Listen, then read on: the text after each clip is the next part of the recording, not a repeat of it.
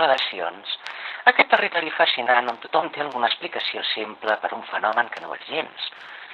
Últimament hi ha una que sona molt i no deixo d'escoltar-la, i és la següent. Les dones tenen dificultats perquè viuen en la seva energia masculina. És una frase elegant, sona profunda i gairebé mística, i precisament per això funciona.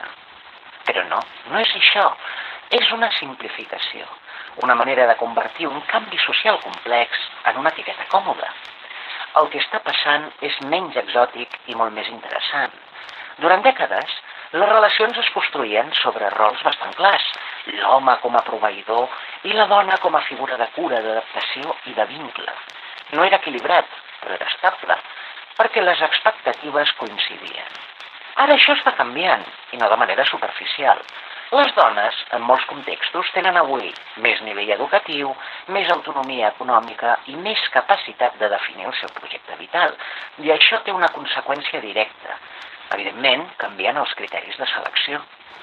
Ja no es tracta només de seguretat o estabilitat. Han aparegut altres variables, com la corresponsabilitat, la implicació emocional i, sobretot, un projecte compartit real, no com a idea, com a condició. I aquí és on apareix la fricció, perquè les dinàmiques d'atracció i els imaginaris no han canviat al mateix ritme. Molts homes continuen desitjant un model de dona que ja no és majoritari, i moltes dones busquen un tipus d'home que encara no està del tot consolidat. I això ha generat una situació curiosa, i és que no és que ningú vulgui vincular-se, és que els criteris no encaixen. I aquí apareix un altre punt interessant. Tendim a emparellar-nos amb persones semblants, en nivell educatiu, en valors, en manera de veure el món.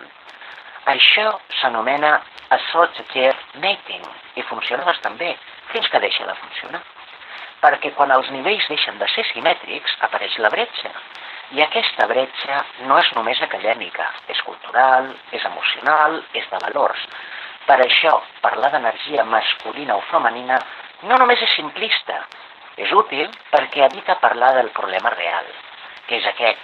Les relacions estan en transició. Els rols antics ja no funcionen i els nous encara no estan del tot definits.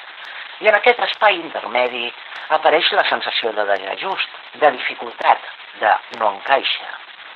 No és una crisi de les relacions, és una transformació.